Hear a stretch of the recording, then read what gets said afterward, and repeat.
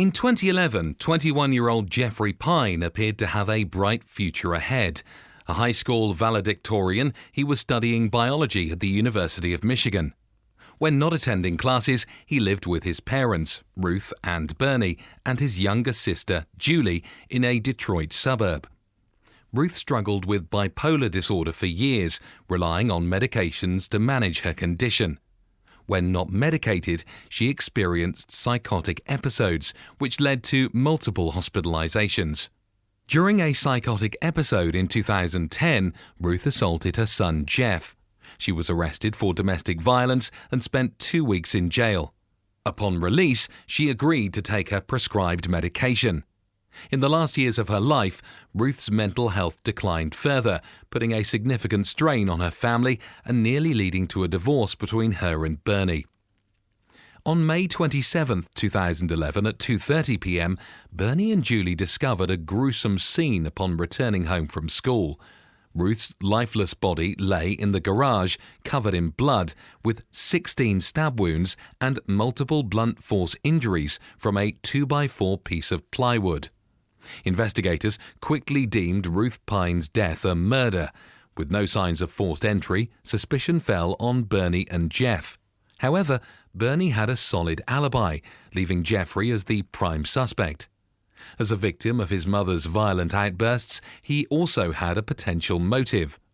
On the day of Ruth's death, Jeffrey voluntarily went to the police station for an interview.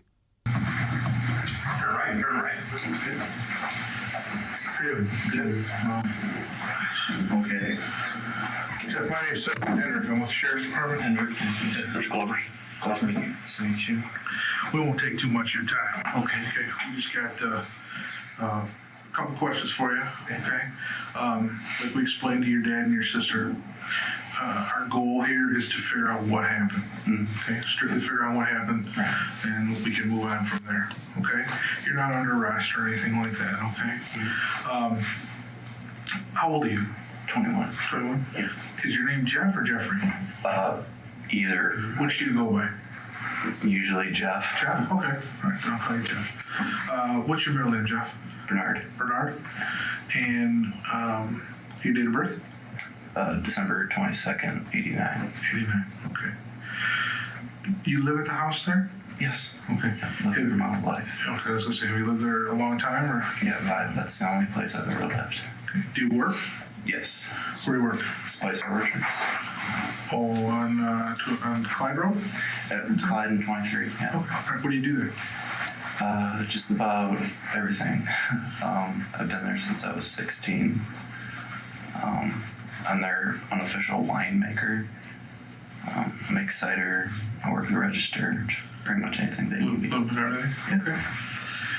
How often do you work there? Well, when we're in full season, I'm there probably a good 5 days a week. Okay. So right now we're kind of slow. I'm only there about 3. 3? So. All right. Is it like a schedule, like you work Monday, Wednesday, Friday, or Friday, Saturday, Sunday, or how do you work those 3 days? He doesn't really, my boss just makes up a schedule, and it varies week to week. Okay. I understand you work today? Yes, I went at 3. At 3, okay. Is that the only place you work, or you work other places? That's the only place that I'm employed right now. I also work for a lady who lives a few miles down the road from me. I do yard work, and I'm repainting her basement for her. I worked for her for probably about 4 years. What's her name? Diane Needham. Diane Needham? She used to be my teacher Oh, okay. in high school. So. All right. When was the last time you worked for her? I was just there today. Today? Yeah. Okay. What kind of work did you do for her today? Today I just went over and transplanted some lilacs for her. And I swept up a little bit in the basement. And then I had to get going to Spicers. Okay, all right. What time did you work for her today? What time did you go over there? I got over there about 1:30, and I left a little after 2:30. Okay. Jeff just found out his mother had died. At this point, he was not told the cause of death or that the death was being investigated as a murder. All he knew was that his mother was dead. Yet he shows almost no emotion and calmly explains his alibi. He was doing gardening work for her neighbour at 1:30 p.m. Specifically, he went there to help her transplant some lilacs. After he was finished with the gardening work, he went to his job at the local orchard at 3 p.m. This conveniently placed him away from the family home at the time of the murder. Where does she live? I'm not sure the subdivision's name. It's the it's between Mill Road and Clyde Road. It's that big hole. Also notice that Jeff has bandages on both hands. These bandages were a major piece of evidence which would eventually play a pivotal role in his trial. Subdivision. She lives off of Malibu Court. Malibu Court? I do know that much. I don't know. Is it back there on the lake? Is there a lake? There's a big lake back there. Okay. Yeah. Okay, Malibu Court is a street, but you're not sure what her... I don't know what the house number is. Okay. I think it's 15 something. Okay. Did she ask you to come over today? No, she was gone for a few weeks. She went to South Carolina. She was supposed to get back the 19th. I've been over there a few times since the 19th. I haven't seen her there, but I just go over there whenever I can, really. Okay. So, how do you get into the house? she gave me a key. Do you have a key to her house? Yes. Okay, all right. Jeff's alibi becomes much weaker when he admits his neighbour, Diane Needham, was out of town and thus didn't see him do the gardening work at her house. Apparently, Jeff would go do the gardening work at her house at any time of his choosing. Unbeknownst to Jeff, the lilacs in question had already been transplanted weeks ago, effectively debunking his alibi.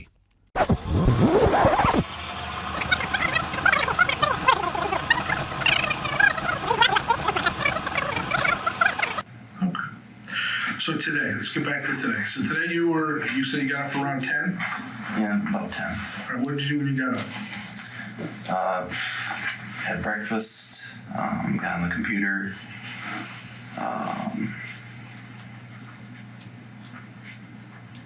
didn't really do a whole lot. She got home from grocery shopping and I helped her bring the groceries in, put some of them away, and Where'd she go grocery shopping in India? Meyer. So was she home when you got up, or was she already gone? No, she was gone. Okay. She got back, I don't know what time it was, like 11:30 or noon, something like that. Who was home when you got there? Or when you got up, was anybody else home? No, it was just me. Just you? Okay, all right.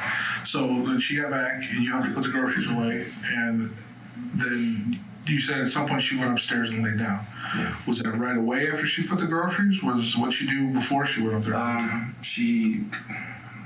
don't know, she was in the living room. I think she was reading. The police officer is being extremely specific with his questions, asking exactly what his mom did when she got home from the grocery shopping, and whether or not she did anything else before going upstairs to take a nap. The reason he's asking is not because these minute details have anything important to do with the case. Instead, it's an attempt to find any inconsistencies in Jeff's story. When someone is lying, they usually prepare a false story ahead of time, but no fabricated story is perfect. The more specific the detective is in the questioning, the more likely Jeff is to slip up. She was in there for a little bit, and then I know she went upstairs to lay down, because when I left, that's where she was. So. Was there any issue? Was she upset about anything, or everything okay when you left? No, everything was fine.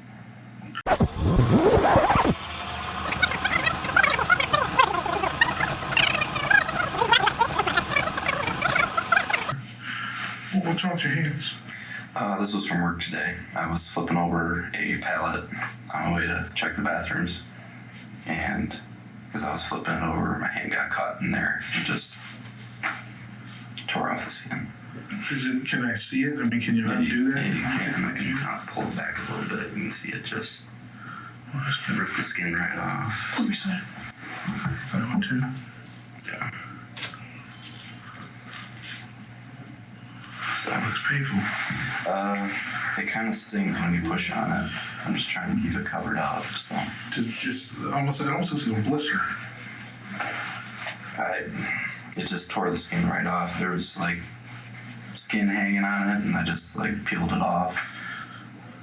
Washed my hands, put some alcohol swab on it. So. That was it. Yeah, well, I put on a bandage at work, but the lady in the ambulance, when I got here, she gave me this. So. Oh, okay. And that was from a pallet at work? Yeah. Was that pallet near the bathroom, you said? Yeah, it's around the back. You just, as you're walking to it, I was putting it back on the stack there, and it got my hands caught. Is it a wooden pallet? Mm-hmm. Yeah. Did you bleed a lot, or just a little bit, or no? Not really. It got really red, right. And so I was going to the bathroom, so I just rushed to the bathroom, washed my hands off, put some paper towel on it, then went into the break room, got the medical kit. So. Okay.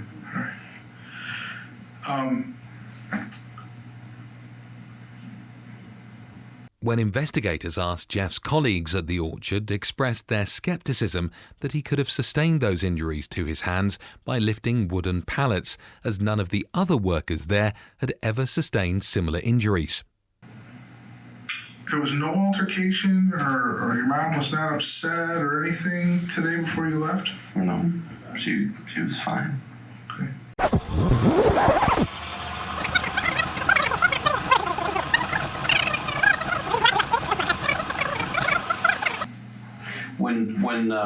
When you had the domestic situation with your mom, where your mom came at you upstairs, was there any bitterness going on between you and the mom at all, as far as her going to jail? I mean, was she upset with you because she ended up in jail for the amount of time that she was there? No, she gets upset at my dad. She blames all of her problems on him. On your dad? Yeah.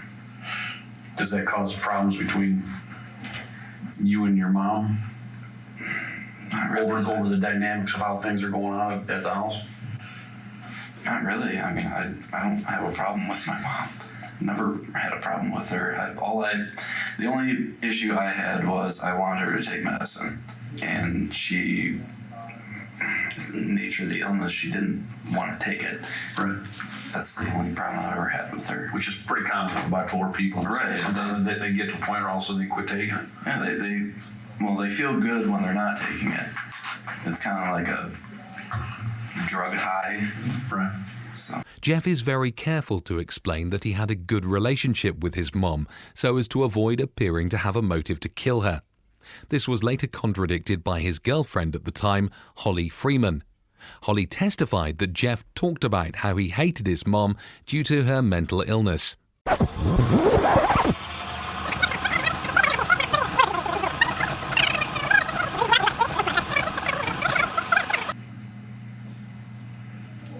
Is there anything that we haven't asked you? I mean, off the top of your head, that you think would be important to this investigation, or anything at all? I mean, did your mom have any enemies? Not really. I mean, she didn't really have any friends, so that kind of eliminated her having enemies. If that makes any sense. I mean, is there anybody that you can think of that's capable of harming your mother? Or anybody out there that you can think of that would want to harm your mother? I can't. I mean, she's always been a really nice lady. Can't think of anybody.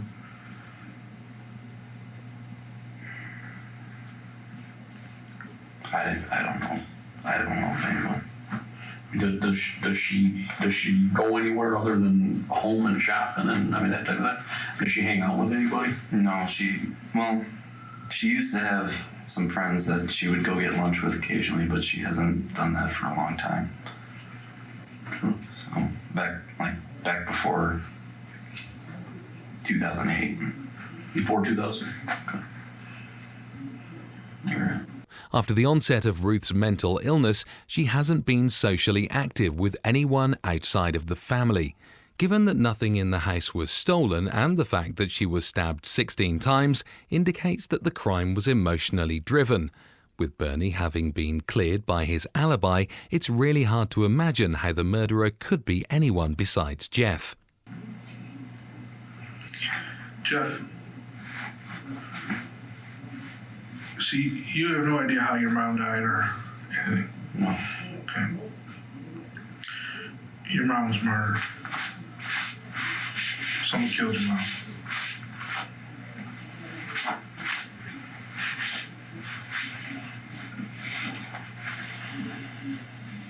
Okay, it's not an accident.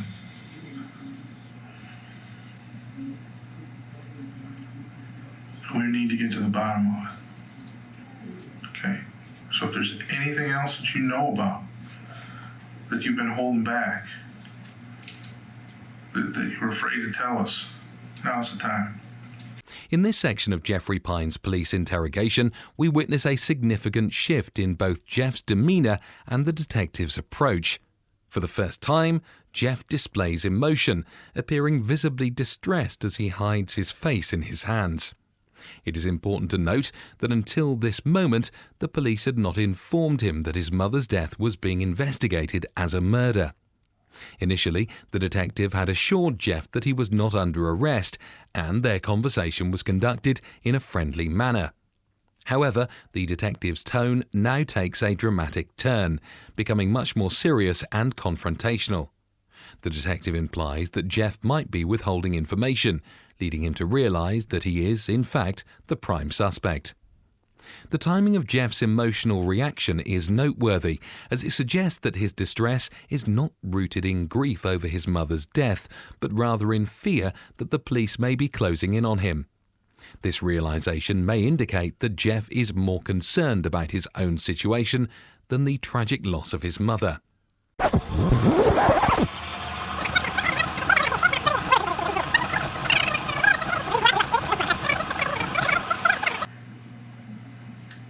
In these type of cases, our goal is we got to clear the family out first, okay? Right. Before we can move on to everybody else. I understand.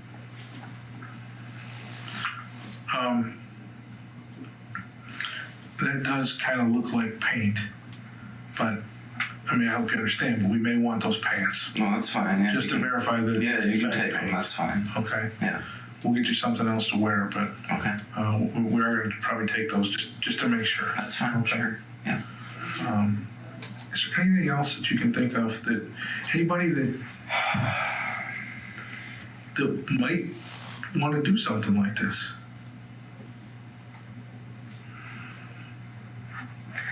I don't know anybody who's violent. Really. I went to a Christian school. I was friends with a bunch of nice kids, and I don't. I mean, the problem we have here, Jeff, is, I mean, your mom is a stay-at-home mom. From information we've gathered, does not have a bunch of friends. She doesn't have any enemies. Why would somebody pick your home in a very short time period and harm your mom? I don't know. Have you seen anybody watching your house? Have you received any odd phone calls? Anything like that at home? No. I mean, our neighbors are kind of weird. I mean, Which ones? There's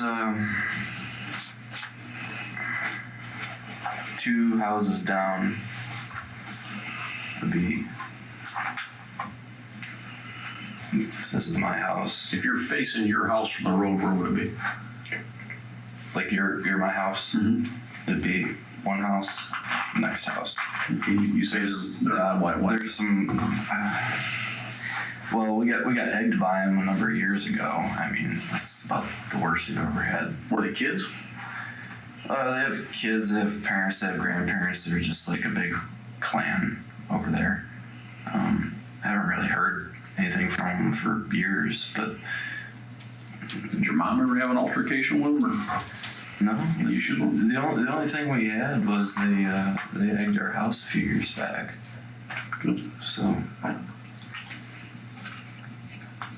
but I mean, they'll drive down the road, you know, real slow and stuff. I'll notice every once in a while, but nothing creepy or anything. The situation is not looking good for Jeff, with nobody outside of the immediate family having any plausible motive to want his mother dead. He was desperate to make up a story about his neighbours being weird. It is unclear whether the egging incident actually happened, but Jeff is clearly grasping at straws, trying to deflect attention away from himself. What time does your dad go to work in the morning? Depends. He can leave anywhere between 5:30 and 7. What time does he normally get home? He usually picks up Julia from school. So he gets home usually about 3:30. So. Okay. Jeff, was anybody in the laundry room today? In your family room where your fireplace is, the room that's attached to your I went to bed? the bathroom a couple times in there. Okay. Anybody else in there? I don't know. My mom might have been in there. Julie might use the bathroom before she left for school. What time of the day were you in there? Do you remember? It was the morning. I used it once in the morning and used it again after she got home from groceries, like right after. Okay. And you're sure nobody took a shower upstairs in that upstairs bathroom? That's not the one in your mom and dad's room, the other one? No, I don't think anyone took a shower. And you said you took a shower yesterday? Yeah. Mom and Dad use the shower in their room? Yes. All right, give us just a minute, okay? Okay. Need something to drink? You hungry, Hal? Might have a cheeseburger. I'm really hungry. I haven't eaten because I'm not sure if I'd be able to keep it down. All right. Okay. All right. Just relax for a minute, all right? All right. Let's see if we can get you something here. Okay.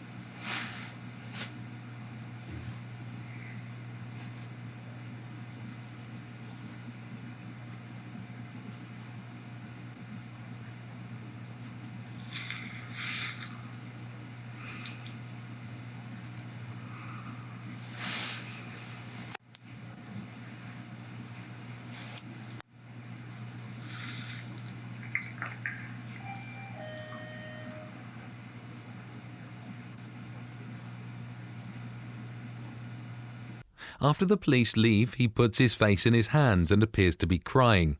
He knows that the interrogation room is being recorded by cameras. By this point, he probably realizes that his unusually calm demeanor after learning about his mother's death could raise suspicions. He is now trying to compensate. The police are gone for more than 10 minutes. During this time, he continues his crying act.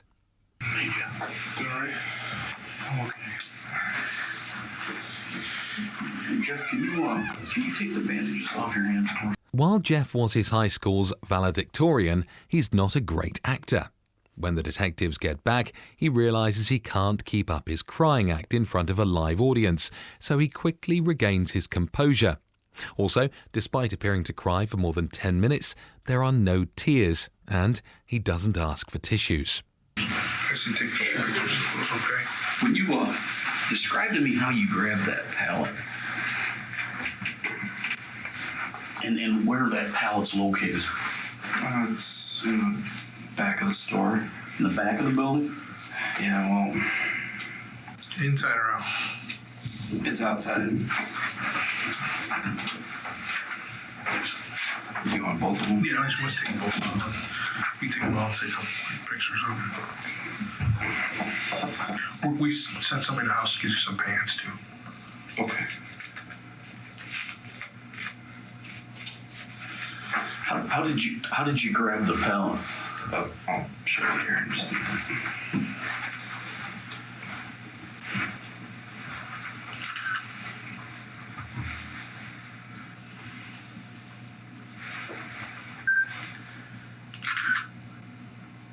Okay, that's good. Let me see those for a second. When you describe to me what took place with that pallet. I was just laying on the ground flat. Okay. So I picked it up like this.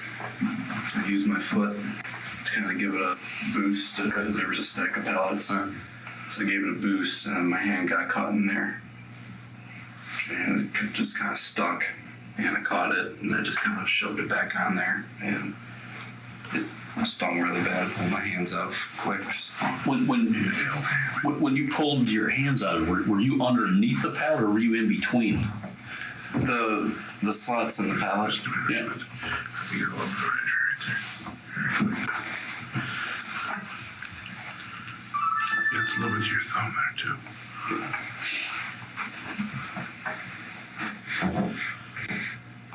Wait, you can keep telling them what. Yeah, when you go ahead.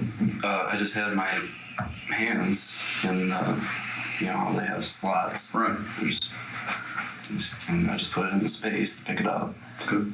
And went to throw it on top there, and my hands just got caught. And I just pulled them out as quick as I could, and it just. Did it pull the skin off of your hand? Yeah, it tore it up, and. Did it pull? All the skin that's off of your hand, or did it pull that skin off of your hand? Yeah. So. And then there were some tags, and I just pulled the tags off. Okay. Is that?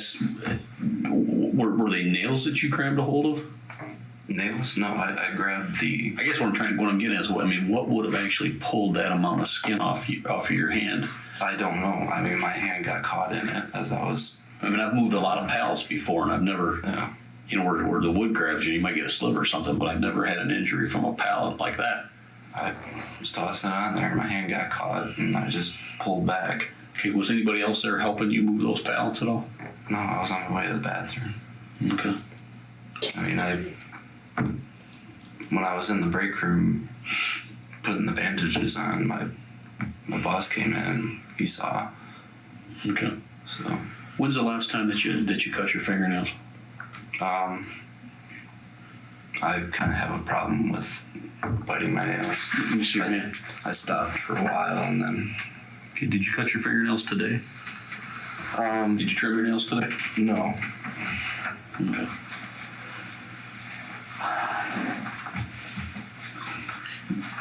That the pallets there. Mm-hmm. Is there a stack of pallets you were putting them on? Yeah, there was a stack. I was putting it on top of the stack. Okay. All right. And when you pulled your hands back, were your hands bleeding? They were just really red, like they are now, and I just peeled the excess tags off and just. So the bathrooms were right there, so I just put my hands out in the water, grabbed some paper towel, put them on there. Then I went to the break room and got some bandages on there. All right. Blisters can be caused by repeated rubbing or pressure on the skin. For example, it is common for people to develop blisters when chopping wood with an axe. When the axe hits the wood, the reverberation through the handle can cause stress on the skin, leading to blisters. Hitting someone repeatedly and forcefully with a 2x4 piece of plywood could similarly cause blisters to develop. But it is very difficult to see how lifting a wooden pallet once could cause blisters like the ones Jeff had on his hands. These bathrooms, are they employee bathrooms or are they customer? They're customer bathrooms. Are they the ones that are near the front of the store? Right. There's the front of the store, and then you go around the side, and then there's the bathrooms that kind of stick out on the side. I mean, they're inside bathrooms. They're just on the side of the building. Okay. And if you keep going further down, that's where we call the back of the store. That's where all the pallets and crates and all that is. Is that near the check-in area or like punch clock area? Relative to inside the store, yes. So if you're inside the store, there's the clock in, then you could be on the outside, then there's that whole area where we have just pallets and junk. So What made you pick up the pallet that you picked up? Well, Why did you pick it up? because it was just laying there. It just was it in the way of something? It was kind of in the way of the road, but it was just laying there, and I was just trying to clean it up. How high is the pallet stacked up? Any idea how many pallets it's on top of? I'm trying to think. Probably about that high or so. Okay. And that's on the back of the building? Yeah.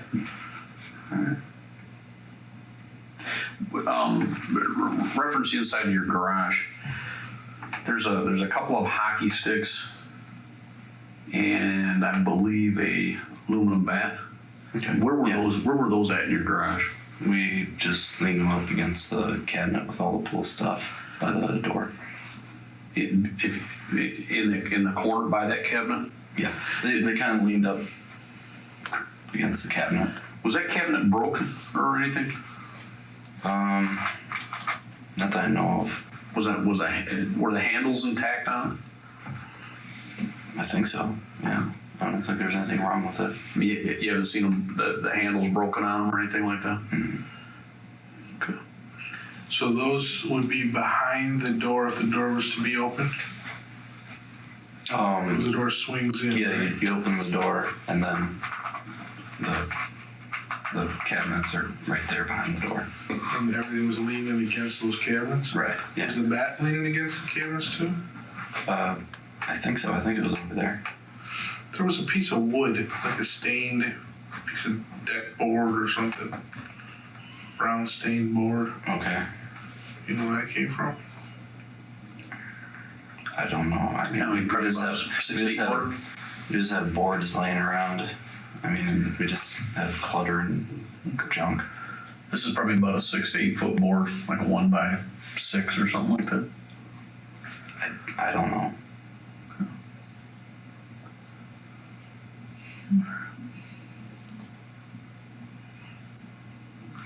Let me take a look at your shoes for a minute, okay? Please take them off for me. Sure. Were these the ones you had on all day? Yeah. Were those the ones you went over to the house to Yeah. work in? Yeah. Were you wearing any other shoes at the house prior to going over there? I don't wear shoes in the house. Okay.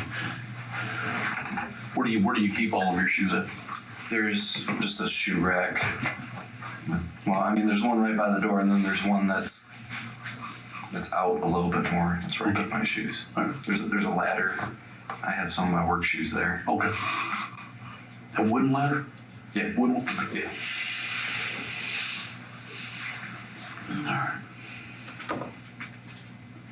When you went over to the house on Malibu, what all did you do over there today? I went over there, transplanted her lilacs, and How many did you transplant, dude? a 5. And I had a little bit of extra time. I was trying to clean up the basement before I had to go to work. So I swept down there a little bit right by the pull-out door. Did you contact the owner of that home today? I called her after I left. Okay. Do you normally do that?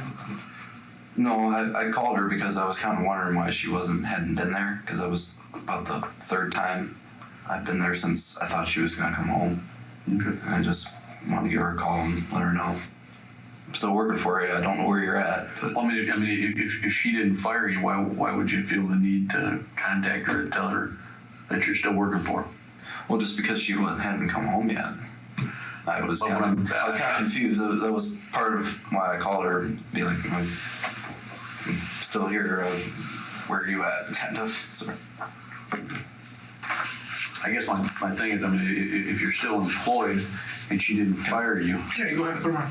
you know, and she didn't fire you, why would you feel the need to contact her? I was wondering mainly if she was home or not, if she'd like come back home from being out of town. And I was just letting her know that I was still keeping up on the jobs that she had for me. The detectives have now turned their attention to his alibi. Diane, the woman he was doing gardening work for, was out of town, so couldn't have witnessed him doing gardening work at the time of Ruth's death. Knowing this, Jeff called her to inform her that he would be coming to do the gardening work. He might have thought this would bolster the credibility of his otherwise very weak alibi.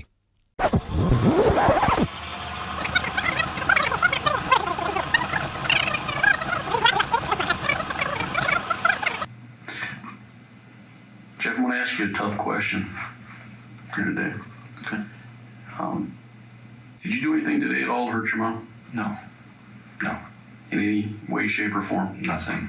Did you have any arguments with your mom today? No. I didn't say anything hurtful to her. I did nothing. All right. No idea who would. I have no idea who would.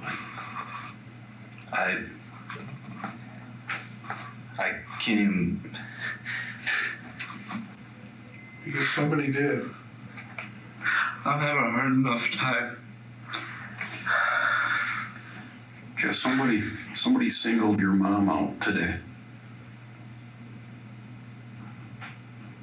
and committed a violent act today against your mom for a reason that we can't explain. Here is another one of the rare times Jeff shows any emotion. It's triggered by the cops asking him directly if he did anything to hurt his mom. The fact that Jeff only shows strong emotion when he is being indirectly accused indicates he is far more concerned with his own freedom than the fact that his mom just died.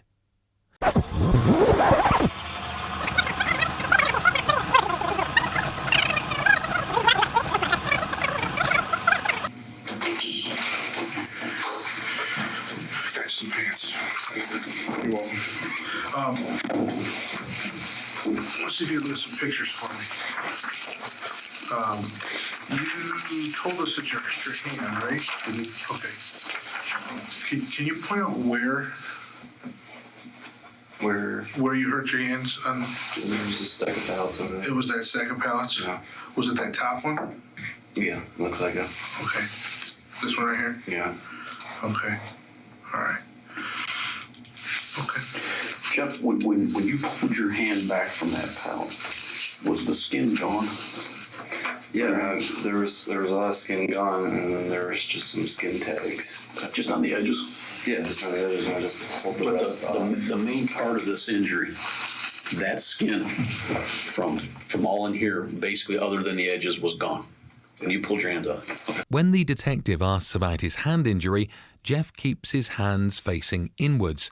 He doesn't open his palms to show the injury clearly, which would be the natural thing to do if he had nothing to hide. His attempt to hide his hands suggests that he is aware of the implausibility of his story regarding lifting panels. Although there was no physical evidence connecting Jeff to his mother's death, the abundance of circumstantial evidence and the discrediting of his alibi led a jury to convict him of the murder of Ruth Pyne. He received a sentence of 20 to 60 years in prison, with the possibility of parole in 2031. Despite the conviction, Jeff's father and sister maintain his innocence, expressing disbelief that he could commit such a crime. The trial and conviction garnered national and even international media coverage.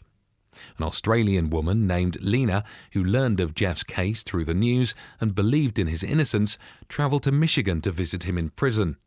The two married in 2016, and she continues to visit him regularly.